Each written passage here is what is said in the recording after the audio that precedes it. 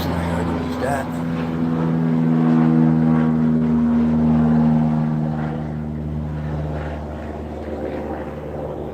I gotta test this.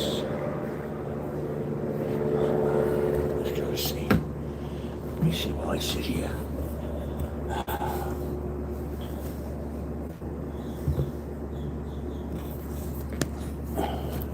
Ah, you buck. That's the one without the sound. All right. I'll have to tell that one too. Really quick.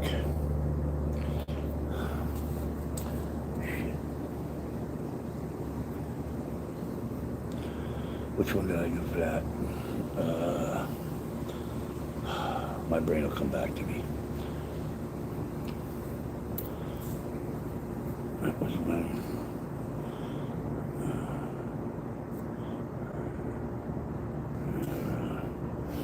Oh, really? We got another plenty of time here. I think maybe I'll kill time with a poem. Red's favorite. Let's see which one I can pull out of here.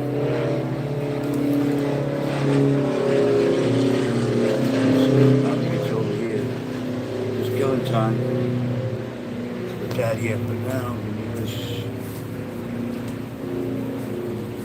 I like to fill the space.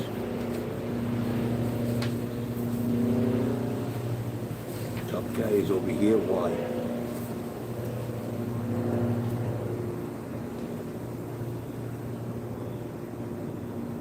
Understand? I'm not going to read that again.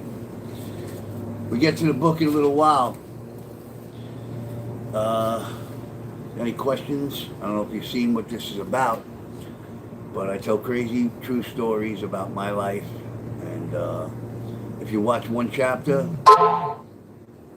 I guarantee you're gonna want to watch it all, because that's just the way it is. I got a few things I gotta tell here. All right, how we're gonna do this from here? There's a lot to cover. All right, I may have to wait on this stuff. You know what? I'm gonna just tell these two stories real quick. What time is it? This goes along with everything else that's been in the book, and I didn't put this in. I don't know at the time when I wrote it 15 years ago. I guess I just, there's a lot of shit I didn't put in, a lot of shit. So as it comes back to my memories and I remember things, one thing I want to do is give my mother credit. My mother, I put her through hell. No, you don't understand. Hell.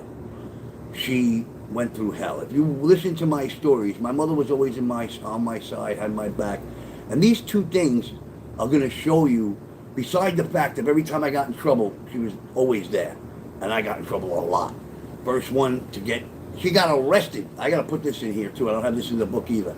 She got arrested because of me. So that's how much my mother was behind me. Anyway, I got to write that down because I'm going to forget. See? It comes back. Mom got arrested, which is a crazy story. It's not really crazy, it's just wild what my mother went through because of me. She already has, if you follow my story, hey Scuffed, if you follow my story at all, you know that my mom's been through hell already. She was beaten, we lived on welfare, she was treated like shit for years and years and years. And it didn't stop. I'm not proud of it. We're good now. We've been for a long time. But I did do a lot of bad shit. And I guess when I rewrite this book again, because it looks like I'm going to have to, because shit keeps coming up that I remember that's important. Here's two things I did to my mother that to this day, well, you'll understand why she forgave me, because I changed. But one of them is, and this is not in the book yet. It's going to be, though, the next go round, the final one. What I used to do was, and I don't know if I mentioned this in any of the chapters, but my mom, this I did mention, she played cards overnight. She would work all night dealing, sometimes come home with nothing, sometimes come home with $2,000 in the early 80s, So that's a lot of money back then. And we were on welfare, so we could be rich one week and broke the next. So anyway, What I used to do is she'd come home really late in the morning, like 7, 8 in the morning from playing cards all night long, and she'd crash. So after she crashed about an hour or two, I'd sneak into her room and go into her pocketbook. Usually I'd take a 20 or a 10, and, you know, so a couple of times she said, I'm missing $20, whatever. Yeah, you're crazy. How you doing, Takama? I don't know if I said that right. Anyway, one day, she's sleeping, and I walk in the room. It's about 8 in the morning. I know she's out cold. She's been home for about an hour or two. No way she's waking up. And I walk in, and as I get near the pocketbook on her dresser, she starts moving. So now I got to keep my eyes on her as I'm going in the pocketbook. So I reach in the pocketbook without looking at what I'm doing, and there's a bunch of bills, I feel. So I pull out 2 of them, I thought. I take them, I don't look at them, I put them in my pants, in my underwear, and I sneak out of the room. I go in my room, and about an hour later, not even, 30 minutes later, she's out of the bed. But in the interim, I went in the bathroom to go see what I got. And I thought I thought I took $40 at max. 3 $100 bills. I'm sitting in my room shaking. I'm going, oh shit, she's gonna know immediately. I'm the only one home right now. She's gonna fucking know. So I said, I gotta sneak back in and go put it back.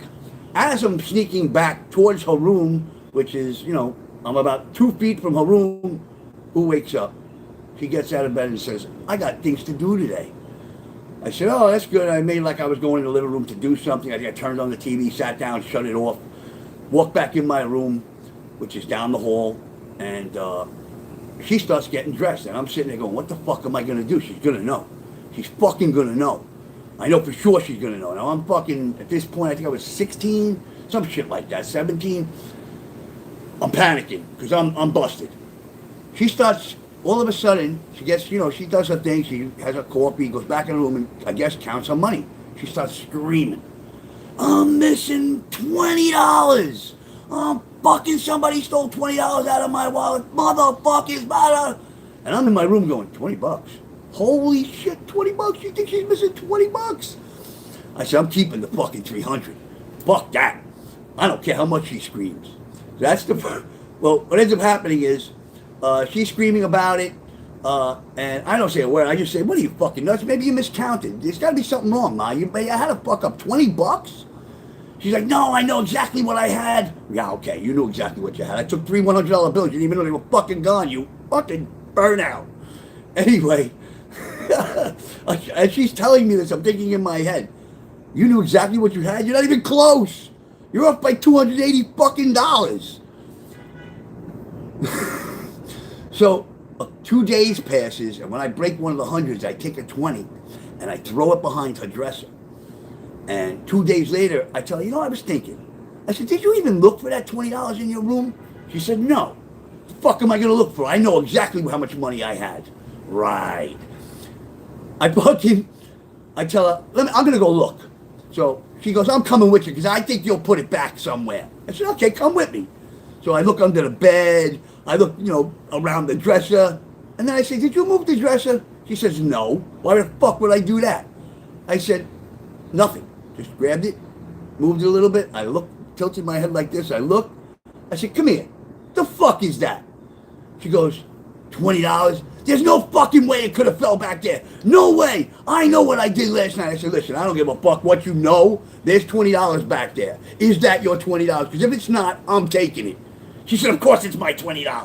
I said, okay. I'm fucked up. That's one.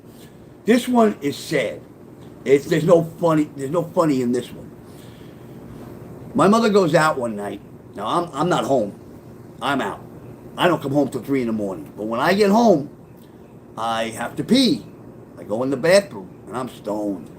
I see on the toilet bowl top, you know, where you flush, the top, all her jewelry. Every piece she has. One of them is a 4-layer diamond. Goes around like this once, then another 3, you know, diamonds, and then one on the top. John had got that for her years ago. It was her precious. It was cost thousands of dollars, whatever she said back then. I don't remember. And all her other jewelry was there.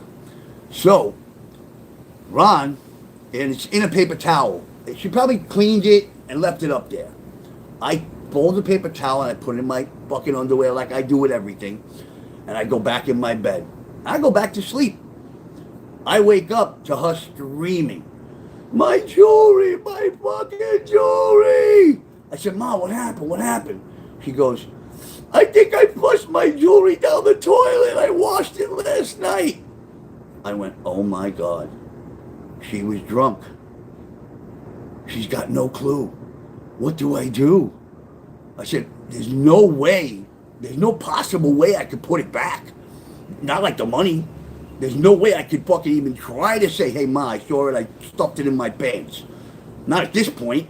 Because the minute she was crying, if I took it so it wouldn't fall in, I would have had to have said immediately, 'Oh, Mama, I got it. But I didn't. What choice did I have? So I kept it. For years. She believed that it went down the toilet. Or she wanted to believe. That's what I think. She wanted to believe she flushed it down the toilet. She didn't want to believe that her son was capable of stealing all her jewelry. Well, she was wrong. So were all my other relatives, because I robbed every one of them. Every time you let me in your house, I took a piece of jewelry, some money, something left with me. I stole one person's, they told me it was silverware, so I took 6 spoons and 6 forks. Fucking nut I was. Anyway, that's that. I need to know the time. Okay, 1:36. Let me say hello to everybody here. I'm sorry about that, guys, but once I get going, I'm hard to stop. You do fart when you have 0 viewers. I don't care about 0 viewers, right, Norm? You don't know me very well. I do this for me and the enjoyment of anybody who wants to watch it. Because the stories are funny. They're fucking crazy. The whole life is nuts. I shouldn't be here, but I am, because God saved me for this. So, this and other things that I do, but thank you anyway for your opinion. Watching from Pakistan. Thank you, Osama. Love and respect. Thank you. Easy, big guy. Easy. Nice. Hey, Red. What up? What up, Walt? Yeah, I know, Walter. I'm fucked up. I was a fucked up individual. Wait. Ron gets worse. I keep telling you. You don't understand. The whole fucking... It's amazing. I just kept getting worse and worse and worse. What up, baby? No, I'm in all messages because as soon as I went on, I thought of Red. I thought of you, Red. It's in all. Immediately. Anyway. Okay, here's what I want to do now. I want to go on with the book. I'm going now because I want to get it done today. I got videos coming. I'm doing it. We'll chat in between the videos and me rapping, but other than that, you guys can talk. Respect that fucking vein, baby. You guys can do what you want as always, but if you pay attention, they're funny shit, and they're very amusing. Some of them are fucking sad, like the last one. How the fuck could you do that to your own mother, you fucking douchebag? And I get it, and that turns some people off. But if you follow the whole journey from the beginning to where I am now, you'll understand why I put all this shit out there, because it's not about Ben. It's about how God has followed me all the way across. And as you watch the video, the last 3 I played, I make the same statement. And I did the videos a year ago. I make the same statement in those videos every time. And again, Ron gets away without a scratch. It happens through my whole fucking life until God says, "Hey, stupid, dumbass, what's wrong with you? I've been helping you all this time. Now it's time for you to fucking straighten up." And I do. But then I tell him, you know what? I'll see you later. I got other things to do for right now. Again and again. Until now. 10, 11 years now. Beautiful. So follow along. The story's amazing. It's all true. And here we go. The last I wanted to do the recap.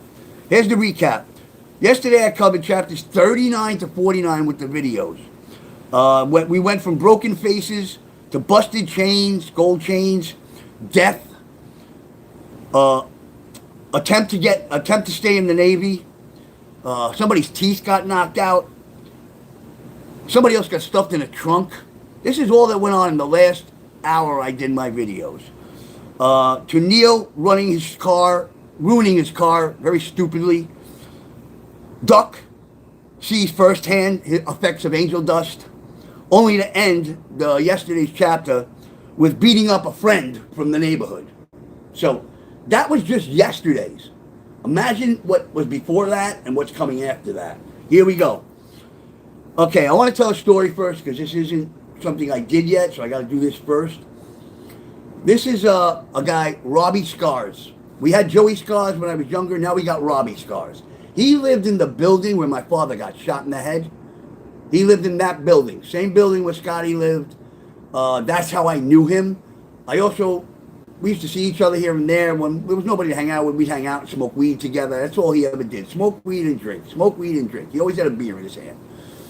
But he was a good guy. He had scars on his neck. We called him Robbie Scars because he had scars because he went through a window as a kid and got all cut up here. Remember, Joey got in a car accident. Robbie was, I mean, you can see them. They were huge. He almost died. Anyway, one day, I'm with Robbie. He's probably, I'm 18, 17, 8, probably closer to 18. So by this point, he's got to be 21, 20, 21. He's an Irish kid, blonde hair, and he knows jujitsu, so supposedly he knows how to fight. He comes to me and he says, Ron, friend of mine's got a score. I don't know if you want to do it with me. I said, sure, let's do it. What is it? He says, there's, out in Jersey, this old man carries thousands and thousands of dollars on him right before he goes into a poker game. And this guy, he's going to give us a gun. We're going to rob him. I said, okay, I'm game. I said, Rob. So we go meet the guy. Forget the guy's name, a big, heavy. He looked like a mob guy because it was a mob club, obviously. And we meet him. He tells us the whole scenario. We're going to go into Jersey. We're in Brooklyn. And I don't even know where in Jersey because I was so stoned always. And he says, I'll drop you two off, like wherever you want, close to the place. And there's a parking lot. The guy will pull in the parking lot. When he pulls in, he's going to get out of his car, stick him up. You guys take off, go 2 blocks, and I'll be there waiting. Sounds good to me. I mean, I'm sure Rob, in my head I'm going, I'm sure Rob explained to this guy, if this isn't right, I'm going to bug out on him. So, we go. We get there. The guy takes out the gun, and I tell him, gimme.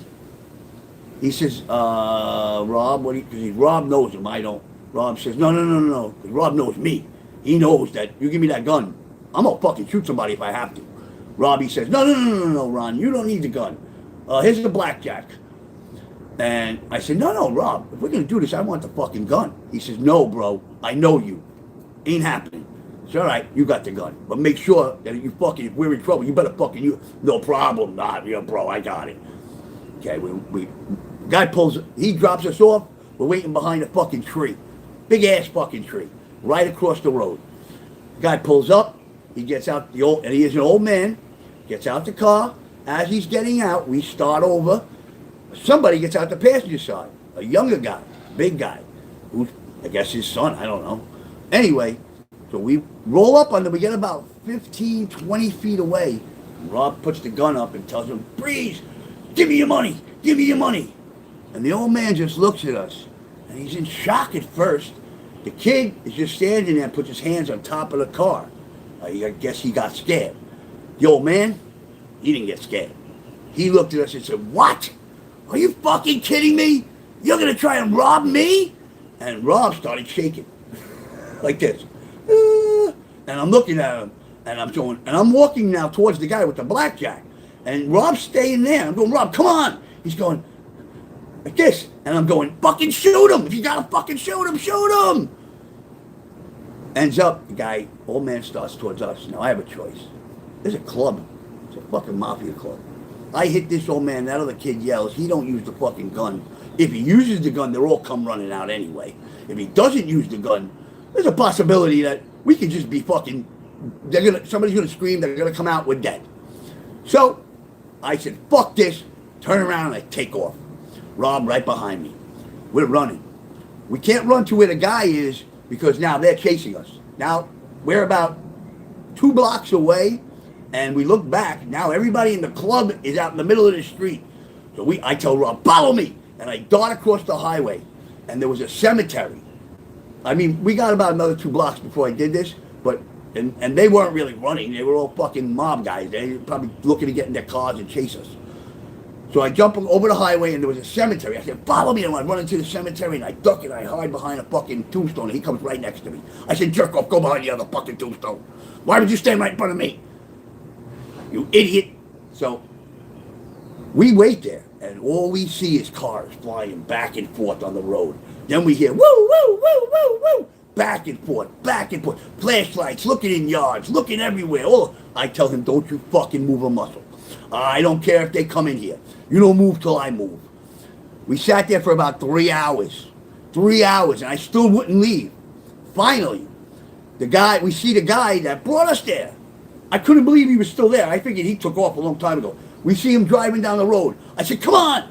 I take off, and we're waving him down. He pulls over. He says, get in the back. We dive in the back. He says, get on the floor. We dive on the floor in the back, and we somehow managed to get out of there. We didn't get caught. That was my night with Robbie Scars. What do we got? I'm always jacked, baby.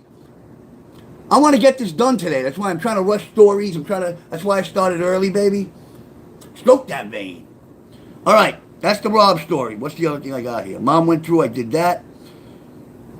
Beautiful. Here we go. I did the Scars. Okay, we're going to video. Because I'm going to run videos all in a row. Then I'm going to bullshit. This is called First Actual Felony. It is not Chapter 45, but it's First Actual Felony. Oh, no. I can't do that one if there's no sound. So we're stuck with me telling the story again.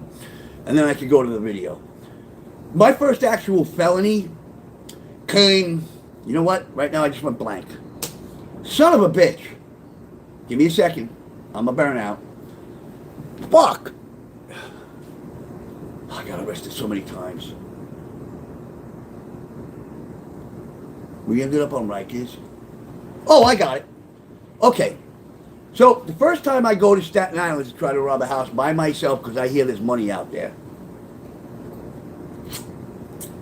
I have to rob a car. So, I'm not going there without a car. I got to need a fast getaway. So, I'm walking down 86th Street, and in one of my other chapters, one of the streams, there's a picture of a bakery. In front of that bakery on Bay 30-something Street, there was a double parked car with the car running. 9 o'clock in the morning. I was walking down Bay Parkway looking for something way to get to, it was on 23rd Avenue and 86th Street, right off the corner of the bakery. I see the car, I jump in it, bang, gone, gone. Found out later, the car belonged to the bakery.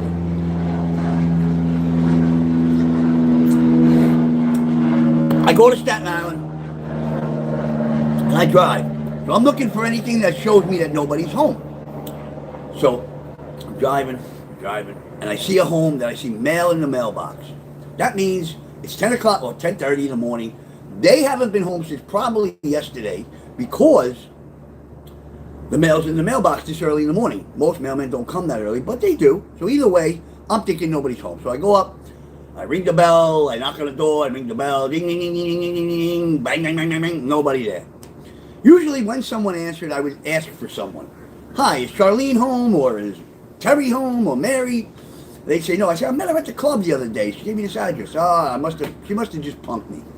That's how I got away with doing that. But nobody answered.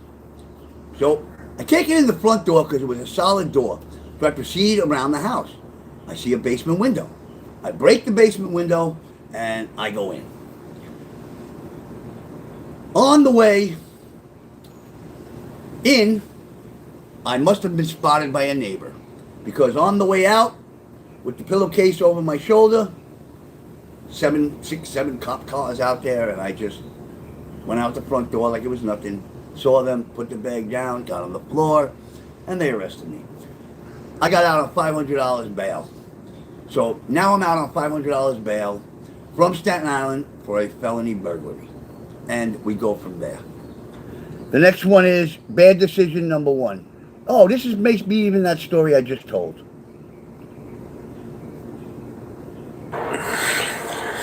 Chapter 46. Bad decision number 1. While robbing houses in Bensonhurts, Brooklyn, I never seemed to have a problem, never got caught, nobody ever ratted me out or anything like that. I mean, neighbors, nothing ever seemed to happen. So people were telling me that in Staten Island there's more money than in Brooklyn. It seemed like my scores were getting smaller and smaller each time I was robbing a house. Instead of making $1,000, now at this point I was making $50. So the crime wasn't worth the effort. So after talking with a friend of mine, Peter, he convinced me Staten Island might be more money. So okay, now being that that's the same story I just told, I'm going to go to the next one. The thing that I left out, though, is that I got out on $500 bail, but the next story is about what happened before I got out on $500 bail. Show no fear. Chapter 47, Show No Fear. Before I got bailed out, the first thing they do when you get arrested, now this is going off of the last chapter, I was just finishing it up. The first thing they do is they put you on a bus with a whole bunch of other guys that are going to Rikers Island.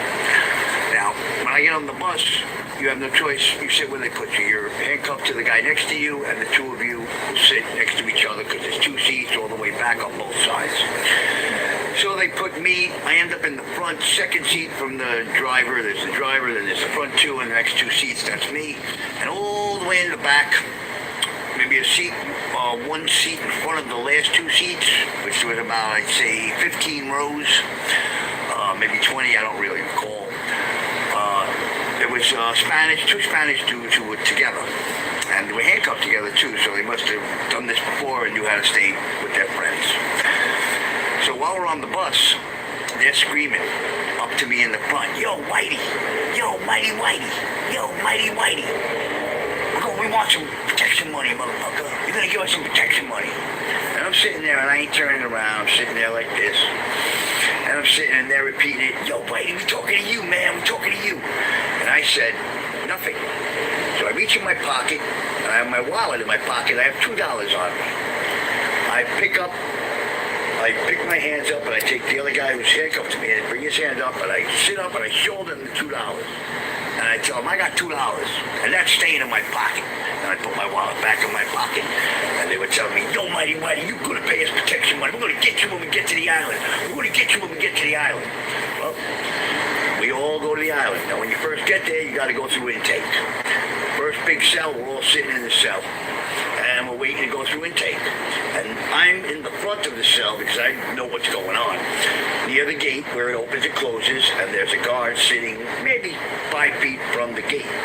And these two are in the back, and they're yelling.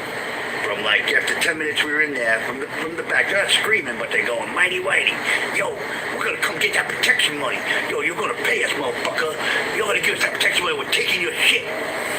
And I just stood there looking outside, but seeing them out of the corner of my eye, making sure they ain't coming. So finally I had enough. And I timed this beautifully.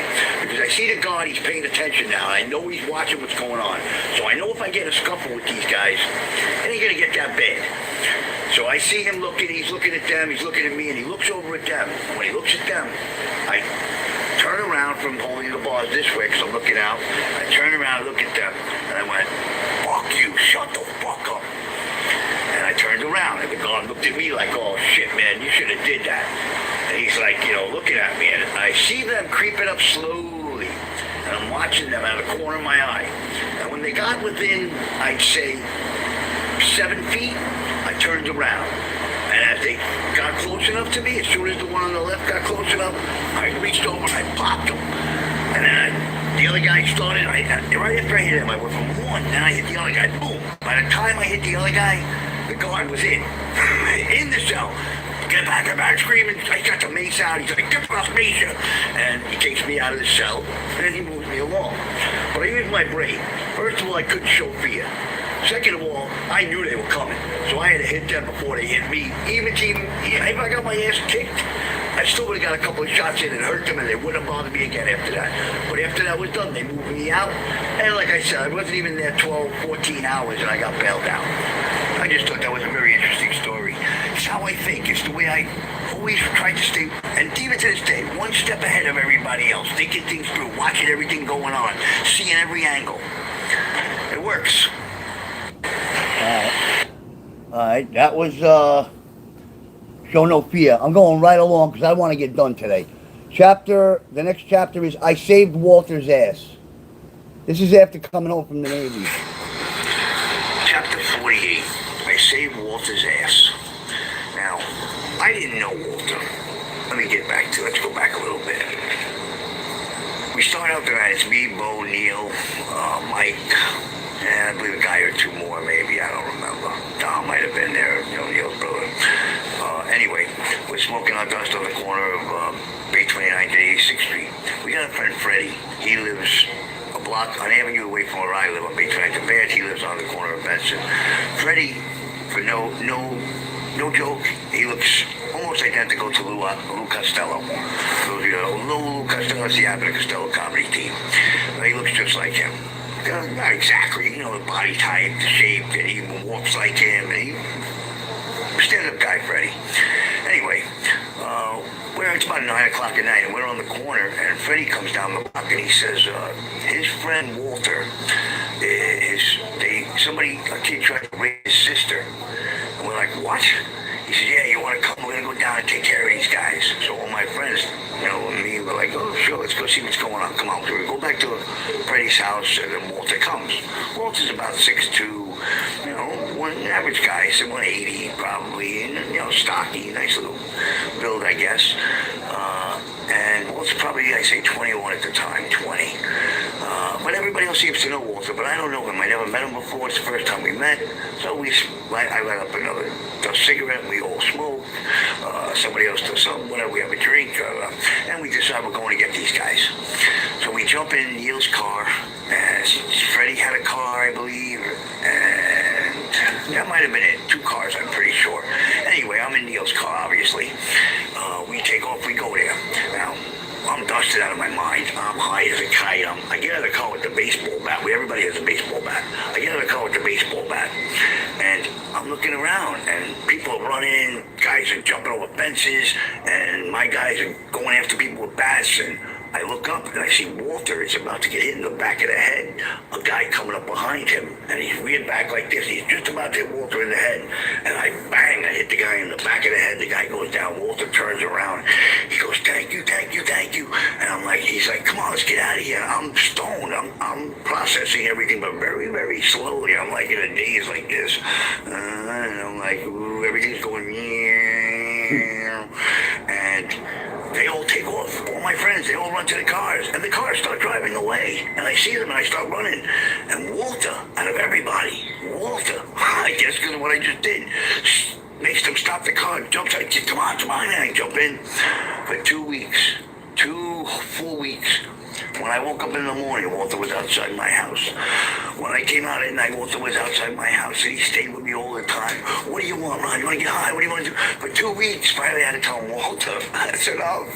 It's okay, that's enough. We're good. I didn't even know the guy. I still, to this day, after that, when I told him, I didn't see him once or twice, never seen him again. Funny how you get put in positions sometimes. There's a reason, and I look back now on it, there's a reason I saved Walter. I don't know what it is. I got no clue. Maybe Walter went on to be a great guy, and Walter, maybe his sister had, I don't know what happened, but I'm sure, I guarantee that, because this happens to me all the time, I'm putting people's lives for a strange reason, and I never realized that until I hit 50. And I started looking back on everything, but now that I look back, I know I affected a lot of people's lives as I went through my life. And if you listen to the story, you'll know that too. Because I've either hurt people or not hurt people, and situations happen and things happen, and I know it changes people's lives. Thanks. Chapter 40. All right. That was pretty damn good. I like that. I get a kick out of this shit. All right. We're going to second time a charm. I'll do chat when I'm done. Chapter 49, conclusion. 2 days later, I see Peter by Big Parkway. We shake. I did the wrong part. Here it is.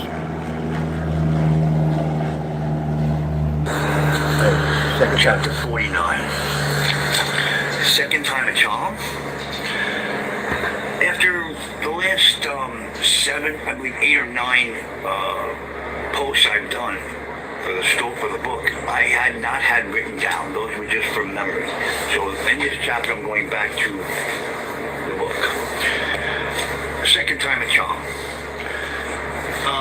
on a Monday or a Tuesday, I believe it was, I had a stolen car. Don't know where I got it from, and I decided I had seen my friend Peter the night before, and once again, me and Peter were talking about Staten Island. I told him what happened because I was now out on the $500 bail, and Peter tells me, way to go on Toad Hill. That's where all the money is. And I said to Peter, all right, I'll talk to you. Anyway, I go, and we're supposed to meet up the next day. Me, him, and his cousin. He's going to take me to where there's millionaire homes, $1 million homes. But I decide that day I'm going to do something myself. So I take off to Staten Island again.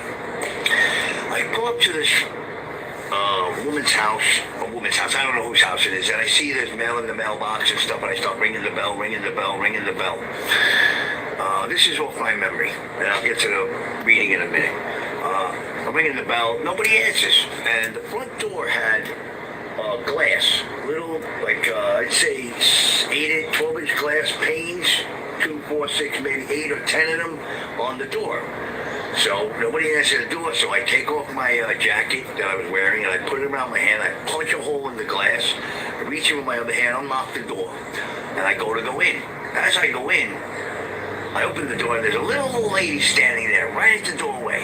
And she puts her finger out, and I mean, it was maybe 2 inches from my face, and she said to me, "You should be ashamed of yourself." And I looked at her and I said, "I am, ma'am." And I turned around and I walked back to my stolen car, which was right out in front of her house, and got in it and drove away and went back to Brooklyn. Figured this ain't my day to do that. I'll continue on the next one. I'll start reading Second Time a Charm. Yeah, I did that backwards. But, yes, stuff. I'm trying to get it done today. This book, yes. I want to move on to the next thing, and might be doing this one at night. I don't know yet. Okay, this is the Second Time a Charm conclusion. Chapter 49, conclusion. 2 days later, I see Peter by Bay Parkway. We shake hands, and he tells me that Kenny got arrested. Turns out that the idiot Kenny dropped his wallet. Oh, shit. Made his dairy. Wait a minute. It's missing a whole thing here. Chapter 49, Second Time a Charm continued. Okay. So as I head out of the living room, when I returned to the living room, there was a man with a... All right, I'm going to tell this story rather than do it that way because something's messed up with that. Something's wrong there. Turn around. Hello? There we go. So, from this point, what happens is, about a day later, I run into Peter outside. He tells me, like it said about Toad Hill, me and him and Kenny say we're going to meet in the morning. Now, I don't have my car no more, so they got to come in a car. Next morning, about 9 o'clock in the morning, 8 o'clock, I'm out cold. I hear outside. I wake up. I know it's for me. Nobody else beeps outside except somebody looking for me. I go out my window. I look. I see them. I tell them like this. Wait a minute. I'll be right down. Okay. I go down. My first question is always, you got anything? Because I had nothing left from the night before partying. They say, of course. I said, light up.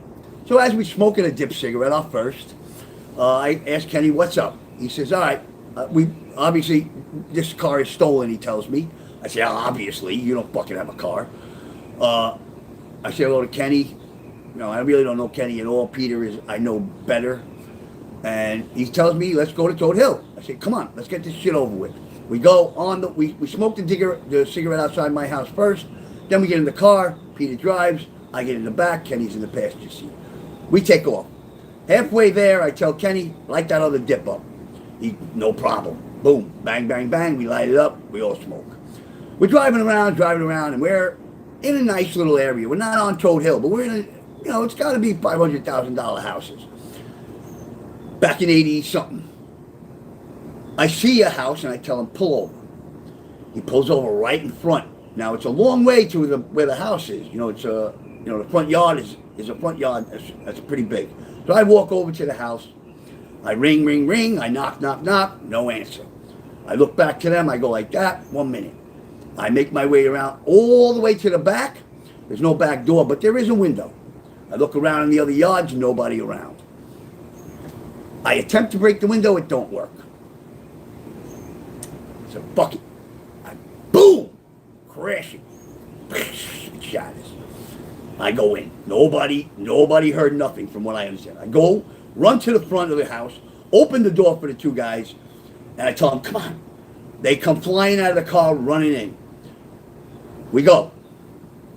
I tell them I'm going to the master bedroom. I said, you guys grab a pillowcase, throw everything in the jewelry boxes in, blah, blah, blah, blah, blah. Let's go. They stay on the first floor. There's 2 bedrooms, and they go into the bedrooms. I go upstairs, and I run to the master bedroom. I grab my pillowcase. I got some jewelry boxes. I'm taking everything. I'm looking through the drawers. I'm fucking flying through the place because I'm wired to the gills on fucking dust. And I'm going. And as I come down the stairs, there's a man in the living room. Now, when you walk in this house, it's a huge living room. And then there was the kitchen. And then to the left was the 2 bedrooms where I sent them. To the right was a den. Then there were stairs that went upstairs. There were a couple more bedrooms up there. And a bathroom, whatever. Two bedrooms, whatever it was. And this man's there, and I'm coming down the stairs, running down the stairs because I'm full. And I stop as soon as I hit the bottom of the stairs, and he says, freeze! I drop the bag. He says, get on the floor! I dive on the floor. Kenny and Peter come out of their rooms, and they see this. Peter decides, fuck this. He dives out one of the windows. Oh, the window was closed, by the way. He dives out the window, and Kenny goes right behind him.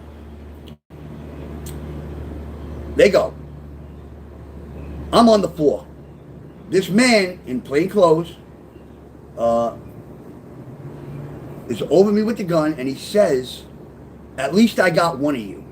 Now, I'm fucking high. I'm on the floor, my head to the side, and I thought about it for a split second. I said, what? At least you got one of us. Fuck you. And I jumped up, and I grabbed for the gun immediately. And somehow I got my finger behind his finger. Now, I don't know if it was on the trigger or not, but we're pushing the gun back and forth like this. It's in his belly, pointing at me. I turn it around, pointing at him. And as I'm pointing, I'm trying to pull the fucking trigger. But nothing's happening. Maybe because I'm too stoned. Maybe it's on safety because it never clicked or nothing. Or maybe his finger's just there and I just can't do it. I don't know how. He's locked it somehow. We go back and forth about 3 times, and I finally push him off me. Now, he's came in from the front door. I am where the kitchen is. So I start backing up. I back up into the kitchen staring at him. And I look up and I see a bucket on the shelf. And in the bucket is a hammer. I grab the hammer and I walk. Now I'm walking towards him. And he stops like this with the gun just like this pointed right at my chest. And I got about 3 feet from him. And I got the hammer like this. And I told him, get the fuck out of my way or I'm going to crack you. And he was a cop. I did not know this at the time, but he was a cop. A detective. And he was there like this, and he didn't move when I said that. He didn't say nothing. He didn't do anything. So, I fucking hit him. Boom! I hit him right here. They told me a centimeter, a fraction lower, he would have been dead. No problem. Right in the temple. Boom. Out. Dead. But he didn't. When I hit him, he went back, he hit the wall, and I could see the blood gushing down his face. I take off, drop the hammer, run to the door. Now, I'm a schmuck for dropping the hammer, first of all, because I've been arrested 30,000 times before this, so I'm busted right there. But I'm not thinking about that when I'm getting away. I make it down the stairs, because it's like 4 steps, and I start to run. I get about, 50 feet from the house, and I hear pop! And I turn around to look as I'm running, and I see the man leaning against the door frame in the front, still bleeding, shooting. 1 shot. I kept going. Pop, another shot. I kept going. Pop, another shot. I kept going. And all of a sudden, I pulled something in my leg. So I grabbed the back of my leg, and I'm hobbling as fast as I can, running away. No more shots. But after I got to the end of the block, the pain went away. So now I'm running again at full speed. I get about 2-3 blocks away, and I see a car service in Staten Island. Now, if you don't know Staten Island, Brooklyn, you got to go over the bridge. So it's a toll and everything else to get to Brooklyn. I grab him, wave him down. Do me a favor. I got to get to Brooklyn. I have no money. And while I was robbing inside the house, I knew Kenny. I didn't trust Kenny and Peter. I didn't know them that well. So I took a Christ head and I took a little gold chain and I put them in my pocket before I started stuffing everything in the bags, just for myself. You needed to know that. So I told the driver, I got a Christ head and I got a chain. I said, take me right to Bay Parkway 86th Street. I'll sell it. I'll give you the money. For some reason, he trusts me. And we make it out. 2 weeks later, about 2 weeks later, cops come to my house. I'm sleeping, it's 6 o'clock in the morning, and there's a bang on the door. Boom, boom, boom, boom, boom. I know it's not for me. I know it's not good, whatever it is. I don't move out of bed. Remember, my room is about 2 feet from the door, with no door. My bed is against the wall, so you can't see me from the door, but all you gotta do is step in one step and you can see me. My mother and Duck wake up. My mother comes to the door. Who is it? They say, the police. They say, what can I do for you? They say, ma'am, could you open the door, please? We're looking for your son, Ronald. And she goes, for what? They says, please, ma'am, we'll explain it to you. She opens the door, doesn't let them in, opens the door, and stands there just, with the door here and making sure they can't really see in. So they explained to her what happened. That I was in a house, I got robbed, and I better turn myself in. Because she told them I'm not there. They leave. My mother and Duck talk to me about it after that. So let's go back to the videos. Because like I said, I want to get done. Okay, the conclusion. What to do next? Chapter 50. What to do next? At this point, there's no reason to lie to Mom. I tell her exactly what happened that day in Staten Island. She asks me, what are you going to do about this? You have to turn yourself in, or they will keep coming here looking for you. My response was real simple. I have no idea. Mom brings up, maybe I should go into the drug program, Dynamite Youth Center. Well, we had talked about Dynamite a while back, and I went there one time. I think it was like 3, maybe 6 months before this. And we stopped in just to see what it was like. We happened to be passing by. And I saw some kid walking around with a big sign on his neck. I mean, an actual cardboard cutout sign on both sides with string holding it together on his head. And it said something like, ask me why I was an idiot, or whatever it said. And I told him, there's no way I'm ever staying here. And we left. And that was the last we talked about it till now. I tell her to let me think about it. She doesn't like that answer and begins to get angry. She starts yelling at me. She's telling me that I don't realize how much trouble I'm in and that I'm going to end up going to jail for a very, very long time. She was right. I didn't know how much trouble I was in because I didn't take it very seriously, just like every other arrest. But just to shut her up, I tell her that I will go to talk to the people in the drug program tomorrow. End of conversation for now. That night, I go out as usual. I meet up with my friends. We smoke some dust. I tell them that about the cops coming to my house because they already knew about everything else. We all make a joke saying shit like, fuck them, good for that cop. And then we changed the subject and forgot all about it. That was just the way it was back then. We were too high to give a fuck about anything. All right. Chapter 50. All right, that's that. That was what to do next. Let's go to the drug program. We got about, this is the drug program. Chapter 52, program. I have about, let's see, 1, 2, 3, 4, 5 more, and they're about 5 minutes each. If I could get them in right now and do them, we'll be done by 2:30, 2:40. Then we can talk. So I'm going. Whoop.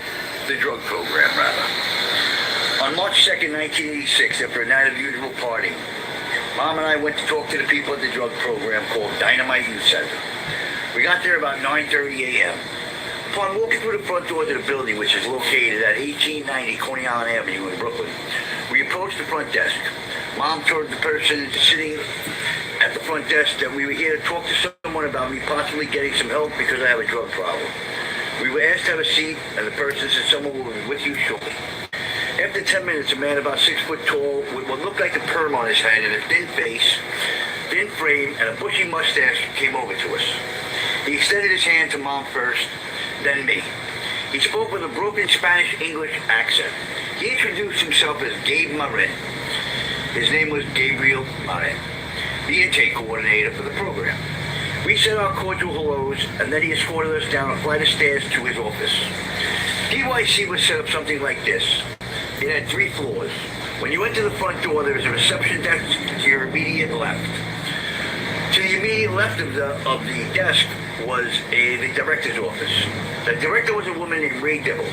Next to Miss Dibble's office was the men's bathroom. Then on a wall on the right, after you passed the reception desk, there was a little alcove which had a door there. This door led to a staircase. Now, it was, when you walked in, you could go left to Dibble's office, the desk, or when you made a right, there was a door there, and there were stairs that led upstairs, which led to a gymnasium. Right past the alcove was the ladies' bathroom, then a wall.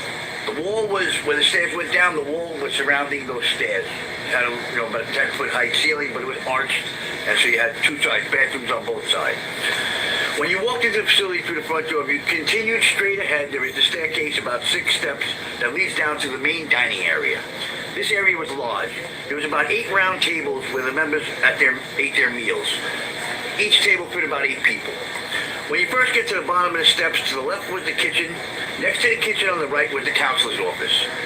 Counselors' offices. To the right of that was the assistant director's office. His name was Mark Howard. Behind Mark's office was another office. That was the program director office. Hennis, the top dog. His name was William Fusco. Billy, he liked to be called. There was no one above him. He was the George Steinbrenner of Dynamite. To the right of Mark's office was a small office. This was the intake coordinator's office, which we know is Mr. Marin's office. Next to that was an office-occupied woman named Karen Carlini. I'm not sure what her title was, but I was told that she was not a drug counselor. Mr. Marin told me that Karen took care of all the financial matters, from donations and paychecks to buying food and paying bills. I've come to find out later that she was really the glue that kept the financial part of the program running smoothly. Without her, I'm not sure the program would even still be around. Last but not least, on the wall to the right, there were 2 emergency doors up a little steps that led to an alley where the garbage was put into a trash day. One was all the way left, and the other was all the way on the right, the doors. Painted on the wall between the doors, starting at the top of the wall and finishing near the bottom, was the Dynamite Youth Center philosophy. The philosophy was said aloud every morning by all the members in attendance, and it went like this. The Dynamite philosophy, which I think this philosophy should go to everyone. The Dynamite philosophy is that every man makes his own destiny, and that he can shape his destiny by having convictions, positive values, and self-respect. I, as an individual, must be prepared to meet my own weaknesses and overcome them. In order to overcome them, I must be aware. In order to be aware, I must communicate. In order to communicate, I must trust. To achieve these goals, I must be honest with myself, and being honest with myself, I gain maturity and responsibility. By obtaining this, I find myself reborn to a constant betterment of my life. I'm going to stop there so you can go back and listen to that again. Then I'll continue. Chapter 52, Program. The Drug. All right. Now, Chapter 52 continued. Chapter 52. What's not 52? The drug program continued. As we sat outside on the table. That's when, like I left off, I was reading the philosophy, Dynamite philosophy. So eventually, we go to Gabe's office. Once we get into Gabe's office, Mom and I sat down in 2 chairs that were facing the desk that he sat at. Mr. Marin starts by asking, "Why are you here today?" Then asks me what I think. I tell him that I don't think that I'm that bad on drugs. Then I tell him about the police coming to my house. He says to me that if I'm just looking to be going to jail and do not really want help from the program, that Dynamite is not the place for me. He tells me this is a self-help program, and that the only way it works is if you really want to help yourself. Well, in the back of my mind, I was trying to get out of jail. But I couldn't tell him that now because obviously he won't let me in. We chit-chat for another 20 minutes talking about how I started doing drugs and how I ended up in the situation I am. I believe Mom stepped out for a moment somewhere in here. I don't remember when. I pretty much just breezed through it like I'm telling a story about somebody else. Relentless. I see your last question. Ask that when I'm done, please. I saw it. It's a great question. And earlier I spoke about my mom, but I forgot I left a couple of things out. So after I'm done, yeah, for sure. Ask that again. I'll forget. That's why. After this, he says to us, let me explain to you how the program works. Naturally, we agreed, and he begins. If you're accepted into the program, you will be coming to this facility from 9 a.m. to 5 p.m. during the week. He says, as long as all goes well during the week, you do not break any rules or do anything that you're not supposed to, such as talk to old friends or have any acquaintances with anybody outside of the program. On Thursday afternoon, you and any other new members will go upstate to the facility in Fallsburg, New York for the weekend. You will return on Sunday night, usually somewhere between 8 and 10, and you will be dropped off outside the facility. He said your parents will be there to take you home. He asked Mom if that is a problem for her. She answered, faster than a speeding bullet. That's no problem for me. This will go on every week until the staff in the facility feel you are ready to go upstate permanently. Gabe said you will then be transferred upstate, and you will live upstate facility for anywhere from 12 to 15 months. After living upstate between 2 to 4 months, depending on how well you do and how fast you progress, you will start to come home for the weekends. This schedule is the same as when you're going upstate for the weekends. You get back to the Brooklyn facility on Thursday afternoon, and you go back upstate on Sunday night. While home for the weekend, you sleep in your house, and you will be escorted by an older member who will stay with you the entire weekend. After you have been upstate for 12 to 15 months and the staff feels that you are ready, you will be transferred back down to the Brooklyn facility. You will once again be living at home and attending this facility 5 days a week. On the weekends, you will go out with the other members of the program. You will attend 5 days a week from anywhere for anywhere from 4 to 6 months. Then you will reach the next phase of the program. At this time, you will come to the facility 3 days a week, Monday, Wednesday, and Friday, and work part-time on Tuesdays and Thursdays, and possibly one weekend day if you're doing well. You will do this for about 4 to 8 months. And then you reach what is the final phase of the program. You will work full-time and come to the facility 2 nights a week for group therapy. This will go on for anywhere from 5 to 12 months. Then you graduate. Once all this information has been given to my mother and I, we just kind of look at each other, but neither one of us says a word. Mr. Marin realizes we probably need a minute or two to discuss the information he just gave us. He excuses himself and leaves Mom and I in the office. From the moment he closed the door behind himself, I adamantly tell my mom there is no way I'm going to live upstate with people I don't even know for a year or more. After going back and forth about the program for 10 minutes, Mr. Marin re-enters the office, and I guess he picks up on the fact that I have an attitude. He doesn't say a word to me. He tells Mom, why don't you guys go home and talk about what you want to do? He then says, I'm going to make you an appointment for tomorrow morning at 9 a.m. If you want to get in the program, be here by 9 a.m. He then turns toward me and says, be prepared to explain to him and 2 older members why they should accept me in the program. Mom and I said thank you, and we walked out of his office, up the stairs, and out the front door. What I didn't know was Mom filled him in on my legal problems. And he said to her that if I come into the program, they'll try to help me, but there's no guarantees. Then he began, right before we walked out that door, he began to tell me that I'm facing 3 burglary felonies with 3 strikes of the same offense. You do 25 years to life. 1 attempted murder of a police officer, plus a whole bunch of charges with the last house I robbed. So that's where I was left, going home to think about it with Mom. Now, right. Now we go to the decision. Going into chapter 53, you need to know one thing about me, and you should by now if you can follow me along, that I think 10 steps ahead. So that night before I went, when I told Mom I'll go to the program, I thought of every case scenario possible. Everything I could think of how it would work out in the morning and what's going to happen. And my brain just works in overdrive like that. So in that, chapter 53, the decision. Mom and I hardly spoke on the drive home. That night was a different story. Duck had just finished taking action for the night, and the 3 of us sat down at the kitchen table to discuss the situation at hand. It was about 8 o'clock. The first one to speak was me. I started with the fact that the program was about 3 years, and I felt that was just too long. Before Mom could say a word, or I could utter another sentence, Duck, with conviction in his eyes, brings up the fact that I'm probably looking at 3 years in jail, at least, if I do not go to the program. He also says that he thinks me going in the program is the only way I can avoid going to jail. I look at him like he has 7 heads and say, "Are you crazy? I'm not gonna have to go to jail." Thinking back on it now, I was either stupid or stoned, or too stoned to realize how much trouble I was in. Or I really believed that I wasn't going to get in that much trouble, because somehow every time I was arrested, I always managed to get a slap on the wrist and it was over. Before this, the worst I ever got was probation with 2 weeks community service and 1 night on Rikers Island. Well, Duck looked me straight in the eyes and he asked me, "You aren't that fucking stupid, are you?" I don't think he wanted an answer. He already knew that the answer was yes. Naive, stupid, or just stoned. Whatever it was, definitely wasn't smart.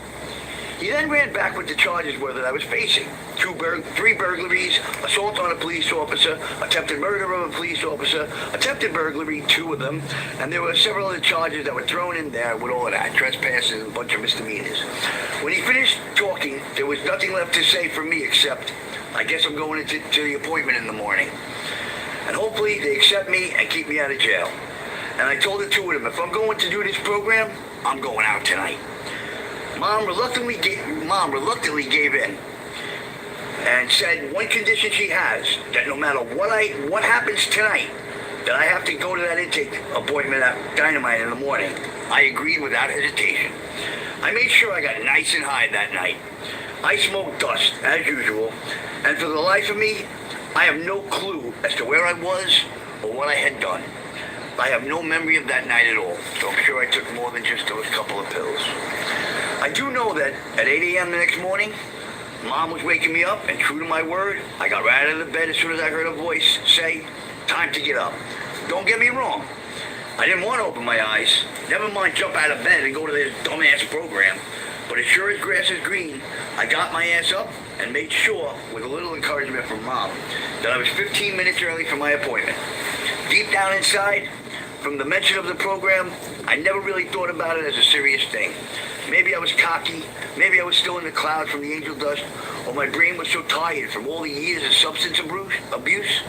This still wasn't serious to me as it should have been. In my head, this was an easy way out. All right. The decision, chapter 53. Yep, it's the conclusion of the decision. Chapter 53, conclusion. The interview was not at all what I expected. After walking into Dynamite and being told to have a seat and Mr. Marin would be with you shortly, it only took 5 minutes, and I was alone with Mr. Marin in his office. We spoke briefly about all that he had said. The only real thing that he said that I heard was him going, you're going to have to prove yourself to be in this program." Immediately popping into my head was, "Prove it? Are you fucking nuts? I don't even want to be here, talking to you." Naturally, that's not what I said. What came out of my mouth was, in the most humblest way I could, "Okay, what do I have to do?" He tells me that 2 of the members who are in training to become staff counselors are going to come into this office and sit down and ask me questions. And I have to show them in my answers why they should accept me in the program. Simple enough to me. After introducing themselves as Larry and Mark, they started asking me questions. The first question they asked, "Why should we accept you in the program?" Without hesitation, I responded by saying, "I cannot stop doing drugs by myself." They asked me if I was just trying to beat criminal cases by coming to the program. I told them that that is part of the reason, and that the other reason was I needed help. For the next few minutes, they kept telling me that they didn't believe me. They didn't believe I really wanted help, as their voices kept getting louder and louder. Eventually, they were screaming at me and telling me they couldn't feel anything from me, like I had no feelings. So what I did next was what I thought they wanted to see. Because remember, my mind goes 1,000 miles a minute. I'm trying to figure these guys out. What do I got to do to get in this program? And they're screaming at me, you have no feelings. You can't come here. You're not going to be in this. I said they're screaming, but they were screaming a lot of stuff to initiate a feeling inside me. And I always held my feelings in. Anyway, I did what I thought they wanted me to do. I forced myself to cry. Real tears. And as I cried, I asked them to, please help me, please help me. After about 15 minutes, the interview was over. I was asked to wait in the front desk while the two of them talked with Mr. Marin to decide if they were going to accept me into the program. Then, minutes later, the three of them called my mother and me and I back into Mr. Marin's office. They tell me that I've accepted and that I will stay there the rest of the day. After that, Mom went home and I got to stay. Quickly, I didn't write this down, but the first day there, the biggest thing I realized was that the people that were there, they wanted to be there. They did not want to be there. Now remember, I'm not really talking to nobody. They're trying to make me stay with one guy, Adam, and he's supposed to be like my escort for the day. But I'm more or less, I'm scoping the place. I'm scoping everything out, seeing what you can do, what you can't, from Jump Street. And I realized that after a few of them approaching me, they all had been here for like 15 months. There was me and maybe 3 other new people that just came in 2 days or 3 days before me, or a week, whatever it was, but they were new. Everybody else was there in that center, so they were gung-ho. They would try to explain to me how, all the things, you can't talk to your old friends was one of the rules. You can't go out, you gotta follow the rules, you gotta share your feelings. And meanwhile in my head I'm going, I just don't give a fuck. I gotta beat this fucking case. I still have court cases to go to. And that's how I ended up in the program. I got 3 more, that's it, and they're 5 minutes each. Next one is first real court date. Chapter 56. The first real court date. After being in the program about 3 weeks, maybe 4 weeks, I had my first court appearance. Well, my second. The first one was the arraignment. At court, where me, Gabe, Marin, Mom, and Duck, before we even get into the courtroom, I'm introduced to a man. I forget his name. It's 40 years ago. His name was George Donovan. He was a Gold Shield detective in the Staten Island, a retired Gold Shield detective in the Staten Island. Since I did this video, I looked it up because the man saved my life. I will remember it, and I'll tell you when I remember it. But he was a man who had started a new program in Staten Island called TASC, T.A.S.C. It was Treatment Alternatives to Street Crimes. We sat outside the courtroom. I found out he was an ex-Gold Shield detective in Staten Island. He explains to me that he and Gabe have spoken, and with all the charges I have, that if I am enrolled in his program and Dynamite Youth Center, that is the best way to keep me out of jail.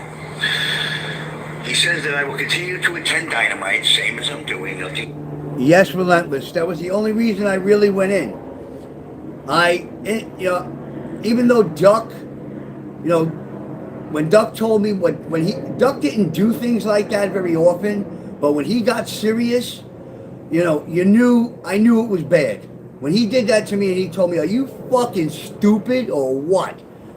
That night, I kind of realized how much trouble I was in.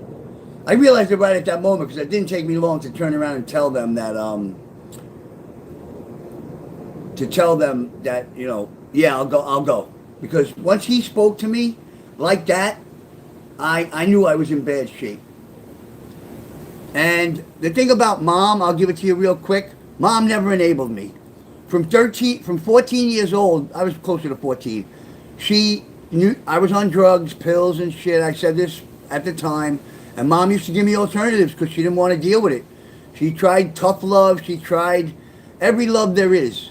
But one thing she did, no matter, and if you missed earlier, Relentless, I talked about Mom, how I robbed her a couple of times, and she even got arrested for me that I didn't talk about. But Mom, I put her through hell, and she's always had my back. Always the first person, if I call her, she's there.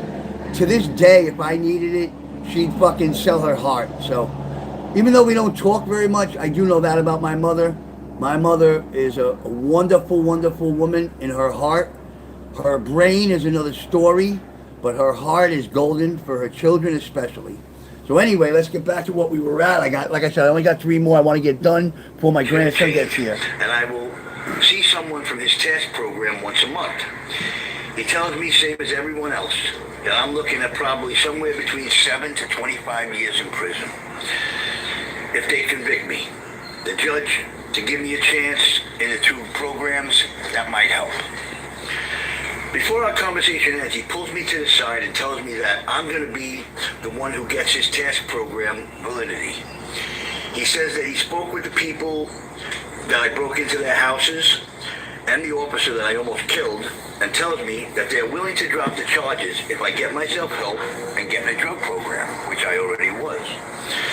He then says if I fail, his program will be scrapped and never to be seen or heard of again.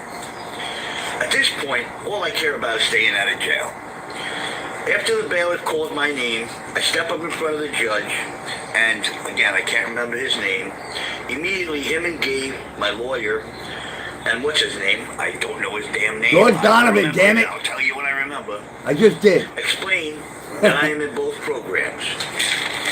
The judge takes this information in, and the judge says we will meet again in 2 months to see my progress and make a final decision on my case then. All right. Chapter We're 57. almost done. Chapter 57, Upstate Bound. Chapter 57. Upstate Bound. One more after this. After court, I spent another 2 weeks going to and from the Brooklyn Center and going upstate on the weekends. So far, so good. I'm complying with every rule and walking on eggshells not to make any mistakes. In my mind, I do not want anyone even suggesting that I am not doing what I'm supposed to do in the program. Like I said before, whatever it takes to stay out of jail. By now, a lot of the progress, a lot of the fogginess from my drug use is starting to clear up, and I'm truly realizing how much trouble I am facing. What happens is, they end up telling me that I'm transferring upstate in the beginning of April of the year 1986. My birthday's April 23rd. And I'm wondering, shit, I'm going to spend my birthday up there? Who cares? It's better than prison. So I find out on, I think it was April 10th or so, somewhere around there, that I'm being transferred upstate for good. Now, in a sense, I think that's a good thing because now I have no distractions around my neighborhood. You know, just to get away for a while might be good. So they send me upstate. My first couple of weeks upstate, I didn't talk to nobody. I mean, I talked to a few people, you know, about bullshit. When you go upstate, you're supposed to open up. You're supposed to let your emotions out. But I haven't had emotions let out in my whole life. I mean, I clammed up from when I was a kid because that's what I was told. Children should be seen and not heard. Don't cry, men don't cry, you know, that kind of stuff. And it really had a big effect on me because in that program, you know, I was in group, we would go to groups. This is how it worked up there. Monday, Tuesday, Wednesday, Thursday, Friday worked this way. On Mondays, Wednesdays, and Fridays, you would go on whatever crew you're on. Remember I told you about the crews, the service crew, the maintenance crew, whatever crew you're on. You could be an expediter. That's one of the guys who run the house to make sure everybody's doing their job. Then there's the chief expediter who watches over them. And then there was another above him, one more members, not staff members. These are members who we watch, you know, each person takes care of them, you know, make sure that everybody's doing what they're supposed to. One thing, you can't lie. You're not supposed to talk about all stories and brag about them. I mean, if you feel bad about something you did, you talked about it. So anyway, Mondays, Wednesdays, Fridays, we go to work from early in the morning, 8, 9 o'clock. After breakfast, we all sat down and had breakfast together. We all cleaned up, put up plates.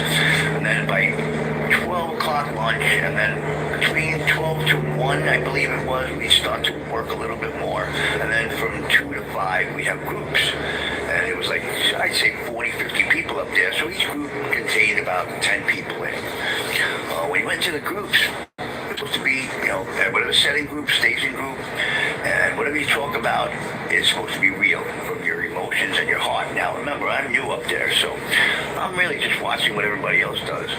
And I see people going in there, and some guys I know from the street, tough guys. Well, one guy, Louie, who was he was older than me by about 3-4 years, but he was in the program at the time. And he was an older member upstate. He was there maybe 10 months, and I saw him crying in a group. And that kind of blew my mind because I said, I know this guy from the street. He's a bad motherfucker. He's a bad man. He can hurt people, and I've seen him. People respected his physical authority. And it kind of made me start to wonder.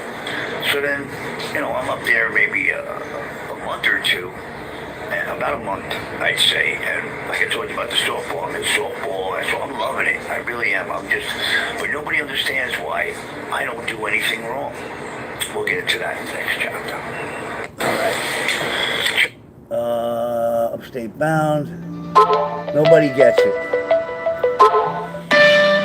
Chapter 58. Nobody gets it. I'm going to skip through the program really fast. I'm just going to give you the basics from it.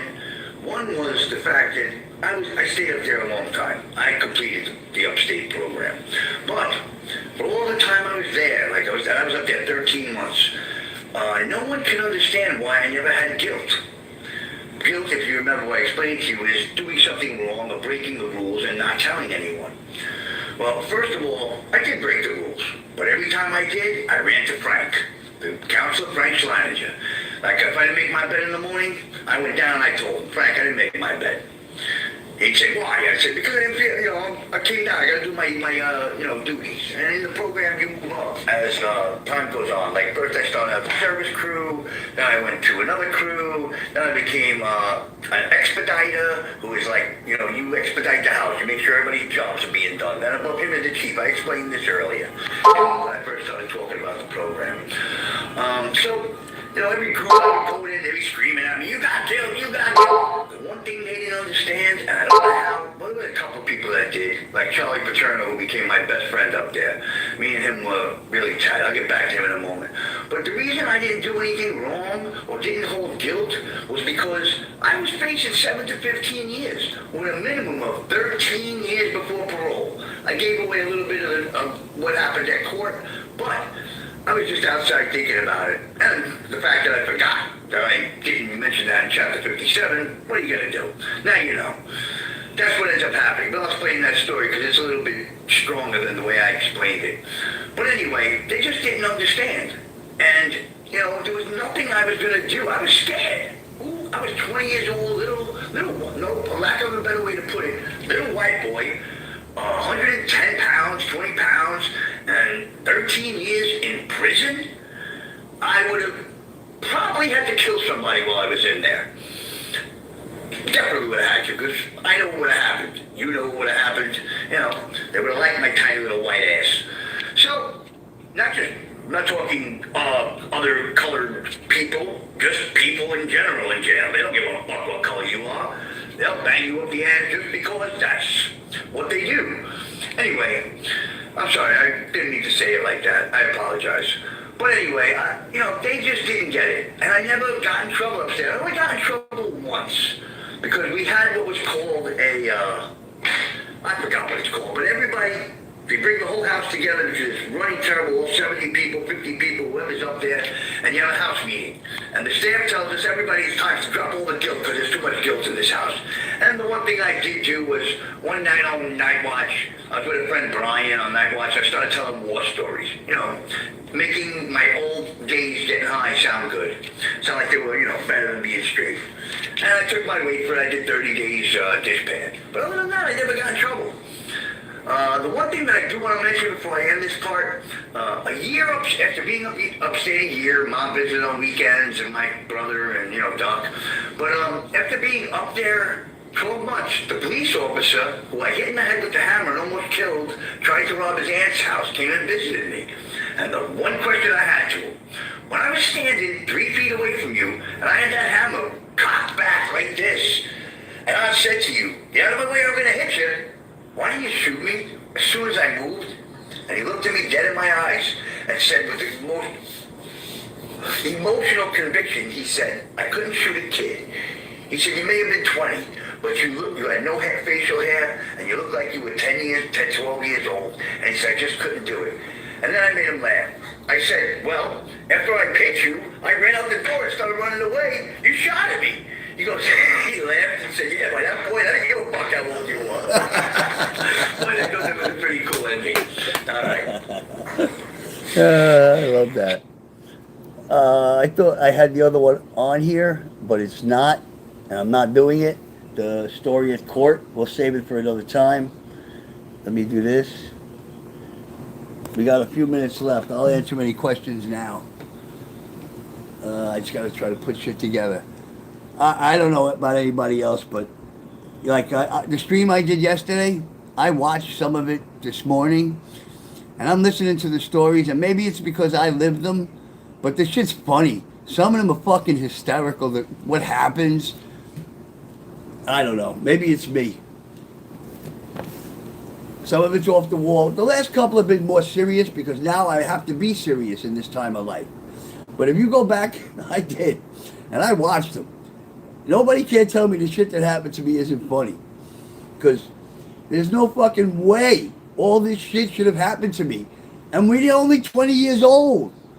We didn't even do the next 40 years yet. Scary. Who shot the cop? The guy who came into the house. He was a cop. I happened to be robbing his aunt's house. I didn't say this in the video, but what happened was when the dumbasses, Kenny and Peter came in the house, they didn't shut the door. They forgot to shut the door. They left the door open. The only reason he stopped was because he was driving on his way to work to the police station, and he passes his aunt's house. And he just happened to turn his head and look at his aunt's house and saw the door was open and knew his aunt wasn't home. She was working. So if those two idiots shut the door when they come in like you're supposed to, we don't get in trouble. Or if I'm not stoned enough that, but I'm in there, I just assume that they're going to close the door. Fucking morons. Oh, and the other thing I left out in that part on the TikTok was how they found Kenny and Peter, and well, not me, because the cop pinned me out on my mugshot from the old lady, because she pinned me out from the one that I was out on bail on, that mugshot. The freaking, what was I saying? Shit! It was good, too. I forgot where I was. Oh, Kenny. When he jumped out the window, his wallet came out of his fucking his pocket. What he did, how he got there was this. He came to visit me. You're allowed visits when you're upstate after you're there about 3-4 months. And he went out of his way to come visit me. Just to see how I was doing. Kenny's wallet. Yeah, and I'll be honest with you, Kenny ratted Peter out. I told Peter that years later, but he didn't believe me. The cop came to visit me, yes. That was the whole story at the end. The whole conversation me and him had was great. That's what made it so funny. The fact that I didn't know the guy. Oh, and you want to hear something even crazier? His name was John Smith. What a fucking name. A plane in the 80s? That's like one of them from Western. John Smith. Crazy shit. What I'm going to do is, I think, I don't know if I can do it, but I'm going to try going at night from starting tomorrow. Yeah, John Smith. And how I remember George Donovan's name is, I called up Task last week, and I spoke to the director of the program now.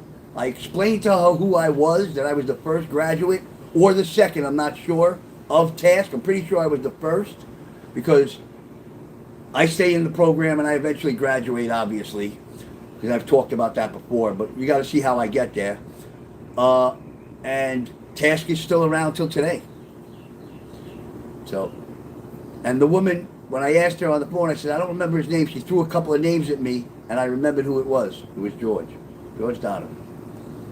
The man saved my life. Because, now you got to remember, George was a Gold Shield detective. So, in Staten Island. So he's been in the courthouses. He's retired now. He works with the courts already. He's trying to get this task program going. So he already knows the judges. He knows the DAs. He knows the lawyers. He knows everybody. He's been trying to help people ever since he retired. But he just came up with this task thing. So, that's why I got off. Not because of dynamite. They might have got it reduced or something. But if it wasn't for George, I would have had to do some time in jail. I believe that wholly and full-heartedly. Yeah, God bless George. I always said it. Oh, he had to pass away. He was in his 60s or 70s when I met him. So that was in the 80s. He'd be 100 and something now. He's definitely gone. Yeah, what a good man. But he had an ulterior motive. But he saw something in me. Again, I'm going to go back to what I said in all my videos. If you watch the TikTok ones that I posted, every time I finished one, I said, again, Ron gets away scot-free.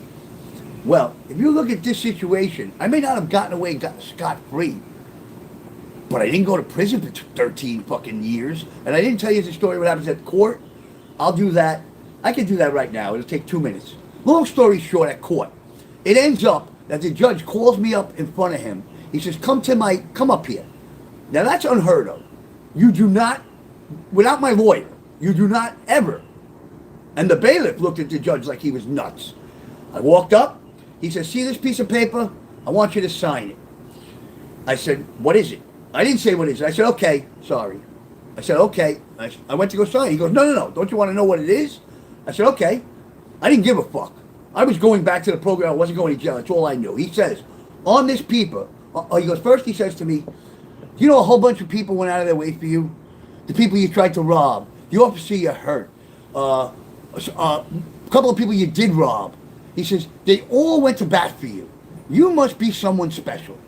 You must be special. Or they're all fools.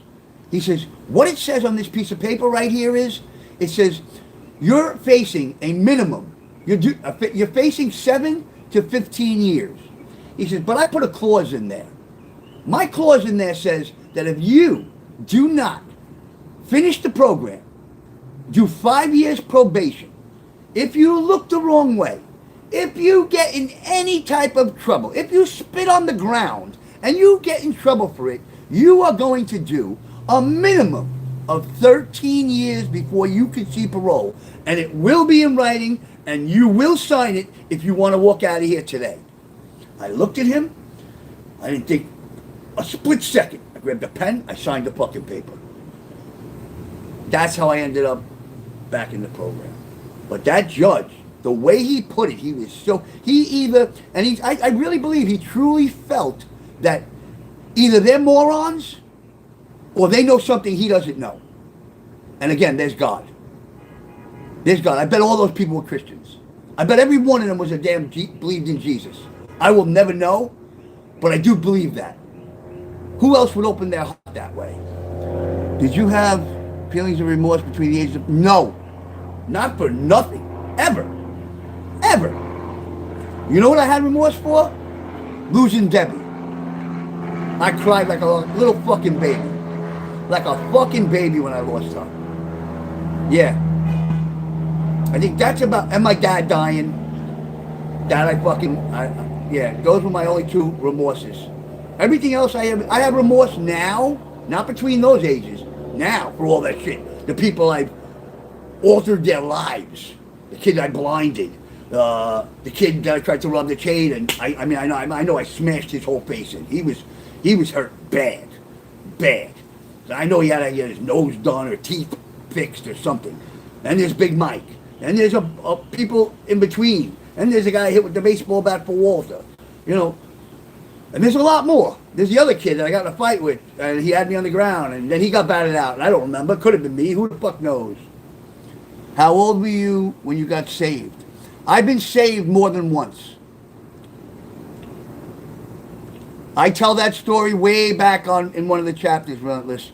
It's in, I believe, early chapters with Mike. Bye-bye, John, Bob, Size Don't Matter, Uncle Vinny. Mark game, high school, later on, Morning Joy. Somewhere around the new crowd.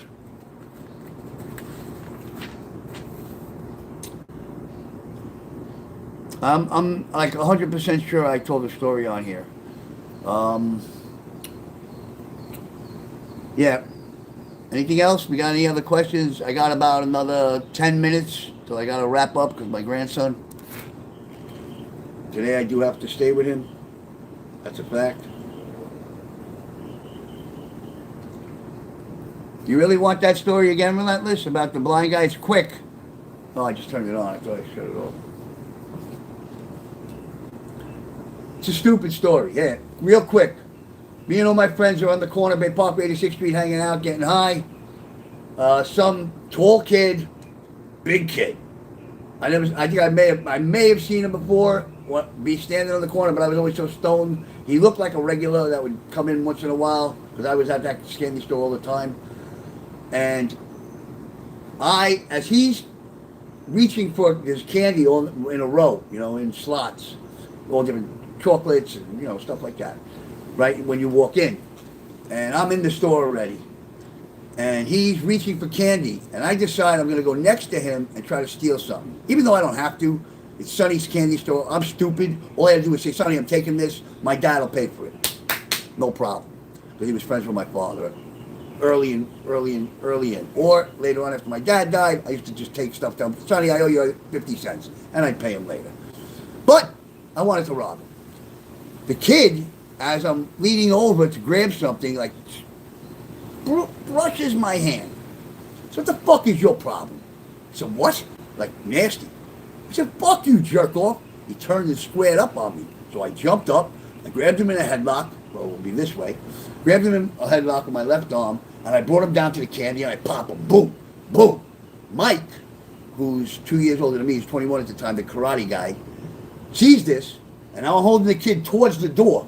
The door's open. He runs, like Mitchell did to the other kid, and hits him with a fucking left. Boom, right in his face. Runs back out like Mitchell, does it again. And again. 3, 4 shots, and then I hit him, boom, boom, boom, and I bring him outside and I let him go. Kid leaves. We found out that the kid got blinded in one eye. Couldn't see. He had like 5% vision. We found out about a couple months later.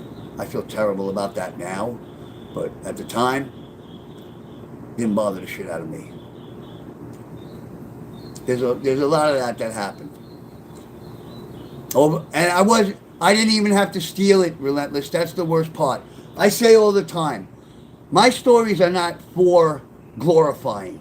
They're for showing what type of person I was back then, and they make a good story. It makes a good life story. But I want to get to the end run, which is my journey to Jesus. And how, I don't care who you are. I don't care what you've done. I've done the worst things imaginable in the world. I've done them. You can always change. You can always find Jesus. He's out there. He wants you. He's calling to us every day, but people just don't get it. The signs are everywhere. You just don't see them. And I got pictures on my site of things that happened. I'm going to give you a testimony right now. I just feel like it. I didn't even read my book today. I didn't do my May 12th thing, so I'm going to do a testimony instead. And I will do this before I get off the air. I was in a hostel 5 years ago, maybe, in a hostel. Nasty. I mean, it was 6 bunk beds in a room. I mean, it wasn't dirty. It was clean. The showers were taken care of. But still, there were 4 rooms of 6 guys in each fucking, 6 to 8 guys in each room. It was terrible. Small little house, but it had a backyard. What I used to do was, I would go in the backyard and songs that would come on, rock songs, like Styx' Lady. I'm sure you know the song Lady by Styx. Well, change Lady to Jesus. And that's what I used to sing in the yard. I changed the word lady to Jesus, and a couple of words in the song, not many, but if you put Jesus there, it makes sense. Because he says, you're the morning light. I want you with me when I go to sleep. I want you with me when I'm awake. And if you put, instead of lady, Jesus there, its fucking songs are great. So I'm doing that in the backyard with all different songs. I do it all the time when I'm home, when I walk. I change the words to glorify God. Anyway, shit, I forgot what I was saying again. Damn it, Ron! Don't go on tangents. Somebody bring me back my testimony. So I'm in the hospital one day, and I had a problem with this guy, a big fat guy who ran the place, and it ended up coming down to where I'm going to tell the story later, so I'm not even going to go that way. Here's what happened. I'm out there by myself the following day from arguing with this guy, and I'm talking to God, and I'm saying, please, I don't need this kind of life anymore. Get me out of here, or please, let's get this. I don't want to do this. I'll end up hurting this man. And there's 2 doves. There's 5 wires. You know the wires that connect your electrical wires. There's 5 wires. There's a dove on the top wire. There's a dove on the wire underneath. Now, while I was at this hospital, I kept seeing these 2 doves. And every time they come by, I say, hey, God, hey, what's up? You here again? You watching over me? Great. Everybody thought I was nuts.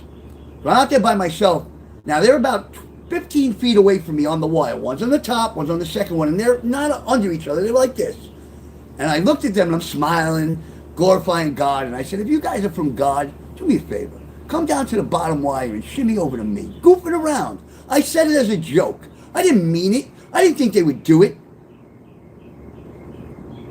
Those fucking birds, and I'm sorry for cursing, Lord, but those birds, one at a time, not like they jumped together to the same line.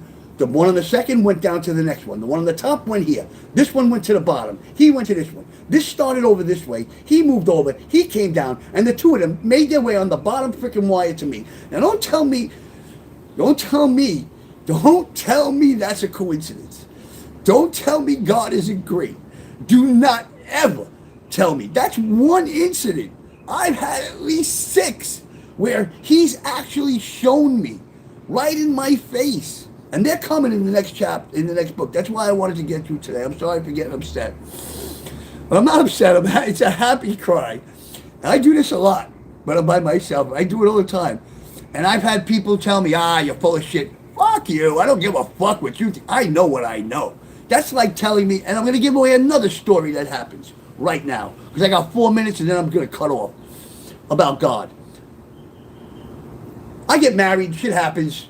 And one night I'm out smoking, okay? And I'm supposed to bring my children home milk in the morning. Now, me, you don't know me, but I'm the best father in the world. I make sure my kids got everything all the time. Never once did I go out and not bring them what they need for the morning. I forgot. I'm in Staten Island, it's December. I'm on like a highway, 4-way. But it's 5 o'clock in the morning. There's nobody around. I'm in front of a gas station. And it's freaking January or December. And it's freezing out. Freezing. It's like 15 or 20 degrees with the wind blowing 30, 40 miles an hour. And I realize, I'm going to go home, and I realize I don't have the money for the milk. I says to myself, what am I going to do? I don't know what to do. And I just stood there in front of this gas station, wind blowing, and I looked up, and I just started talking to God. I started crying like a baby. Like a baby. I said, God, please. Please, I never miss my children. Please, I have to bring home milk. They need breakfast before school. And I'm crying, and I stop, and I go like this, and I look down, and there's a $5 bill right outside on the concrete, on the floor. The wind's blowing 30 to 40 miles an hour. It don't move. It's just sitting there. I don't even immediately grab it. I stare at it and go, thank you. And I reach down and I pick it up and I put it in my pocket and I cried all the way to the fucking store. I cried all the way to the store. I cried all the way home. When I reached my house, I went like this and I looked at my door because I lived up the stairs and I said, thank you so much, Jesus. Thank you, God. Thank you, thank you, thank you.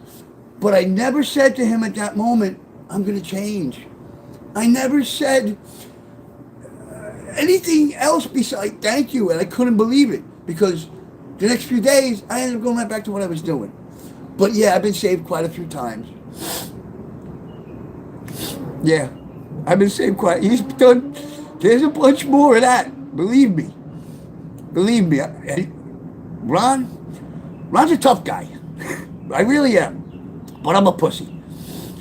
That program, I told you, they make you emotional. They taught me how to feel. And boy, it made anger worse, but it makes the happiness so much better. So much better. And this is Relentless, Project Barbie. This is why I do this. This is the message I'm fucking trying to get to at the end. This is why I'm trying to get people to watch my fucking story, because you got to see how bad I was to appreciate what Jesus has done for me. And I want people to know. I want people to see it. I want people to not praise me. Fuck me. I'm nobody. You know when I help people, you know what I tell them? And sometimes I forget. Ego comes in. But majority of the time, if I help somebody or I do something nice for them and they say thank you, like if I help an old lady with a bag, or I say, don't thank me, thank Jesus. Because if it wasn't for him, I would have stole your bag. I would have took that shit from you. So, I love that. And we got about a minute. He comes home 3:15, 3:30, so we got a few more. The most important, eternal, saving message. What's up, Scuff? All right, guys. I'm going to let, if you want to ask me some questions, keep them rolling. Otherwise, I'm going to shut it down. Otherwise, I'm going to stay on another 5 minutes if you just keep talking to me. If not, I got to put everything away and get ready for my grandson, drink some Red Bull. Hopefully, he doesn't want to sit in the house again. He's been on his tear and staying in the house. Grandpa likes to go out. Yeah, you're welcome. Thank you. Thank me. Thank you. Thank you. You guys are the only way I'm going to get this out there. I can't afford to publish it. I probably never will be able to. So, this is the only way I can do it.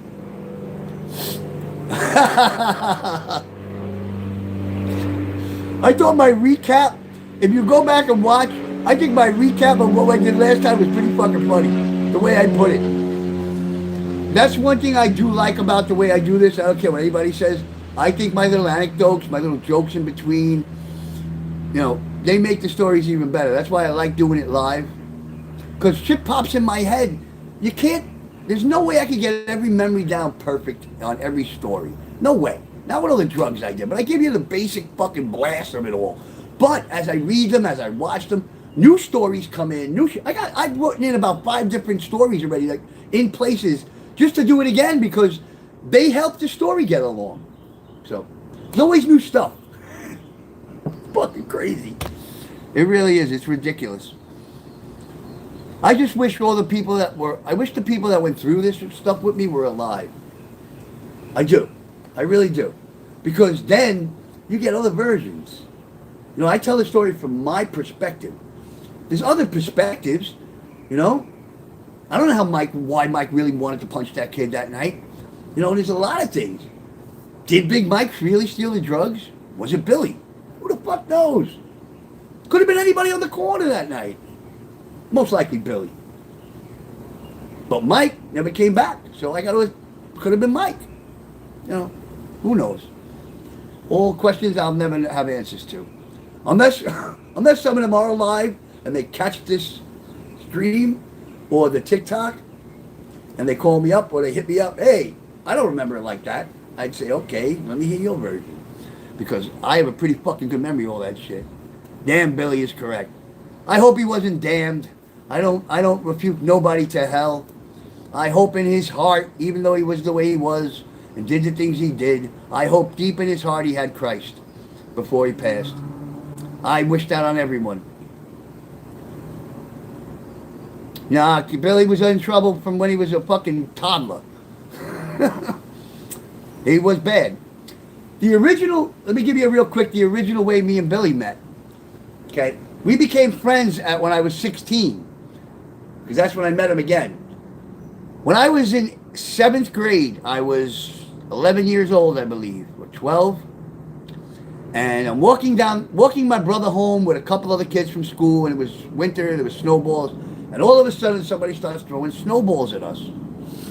I was in 7th grade. I really didn't fight. I think I fought with Dominic. That was about it. And that was just a one-punch game. So, somebody's throwing snowballs. So, we pick up snowballs, start throwing them back. Kid comes running over.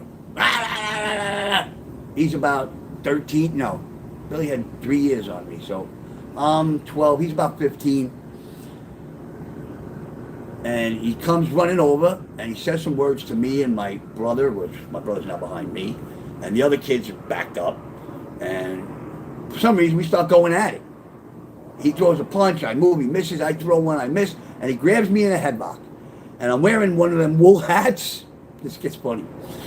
And the hat goes over my eyes. It's over my whole face. And he's got me in a headlock, and I yell, "Time out, time out." He goes, "Time out? The fuck is time out?"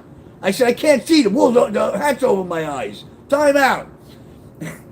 He must have realized that, I'm just this young kid in a Catholic school because I have my uniform on. He takes his arm off and he lets me go. He says, "Get the fuck out of here." And we leave. About 2 years later is when I meet him. After I meet him for the first time is on a basketball court. I remember him. He don't remember me 2 years later in the schoolyard across the street from my grandmother's. So we ended up playing basketball together, and we ended up becoming friends. About 6 months after our friendship, I see him. And he says to me one day, we're not best friends yet, but we're getting there. And he says to me, he says, "I got into a fight yesterday." I said, "With who? Let's go. Where is he?" He said, "Don't worry about it. I took care of it." I said, "What happened?" He goes, "The kid put me in a headlock." I said, "How'd you get out?" He goes, "I bit his nipple off and spit it in his face." I said, "You're a sick fuck." So I had a fear of Billy in the beginning. Until one night, when we were now with friends, best friends, hanging out every day. One night, this is the last one. One night, we are out on 13th Avenue in his neck of the woods, because he lived down in 13th Avenue. He's with these two girls that he hangs out with from 13th Avenue. Now, I don't like them. They don't like me. He's in a stolen car. It's 1 o'clock in the morning, and he pulls over. And I get out to do whatever I did, and he comes out and he starts arguing with me. And he starts coming at me. So I'm backing up, and I'm going, "Bill, I'm not going to hit you, Bill. I'm not going to hit you," because I couldn't hit Billy. I couldn't hit Bo. I couldn't hit Neil. I couldn't hit my cousin Louie. I just couldn't hit my friends because I know that what happens when I start hitting. So I couldn't hit them. Thankfully, the rest of them never started with me. Billy keeps coming. As I'm backing up because I'm high, I stumble on my own feet and I fall. As I'm on the ground, he runs over and he kicks me in the ribs. And that was it. I said, "You motherfucker." I jumped up and there was a stick. I grabbed the fucking stick and I ran at him. I told him, "Come here." And he ran like a little bitch. Told the girls, "Get in the car, get in the car." Jumped in the car, bah! Screeched out, and left me there. I didn't see Billy for about 2 weeks after that. So, yeah. All right, 3:11, gotta go. Let's call it a day. What we're gonna do, and so you know, anybody who watches it, I think tomorrow, I'm gonna come on at 2. I think tomorrow is going to be, I'm not sure yet. I want to go to the next book, which is all going to be a verbal book. We're going to go through the story together. I'm not doing it alone. Nothing's written down. We're going to take from the program and we're going to start the journey up. I'm going to do it verbally on here first, then I'm going to write it. So the second time I do it, there's going to be a lot more because I'm going to remember a lot more. But for now, that's how I'm doing it. Either I'm doing it 2 o'clock tomorrow, or I'm doing it 9 o'clock tomorrow night to draw more traffic. The 2 o'clock doesn't seem to be getting a lot of traffic. So I really don't want to do 9 o'clock tonight because I play poker. But if I got to do both, that's what I'm doing. Bye, everyone. Have a nice day. Yes, YouTube Project. Bye, Scuffed. Bye, Relentless. I'll see you guys tonight. I should be on tonight either way. I'm going to play poker, but I played last night. I finished great, but it's a lot to stream every one of them. It takes my thing away. Good day, people.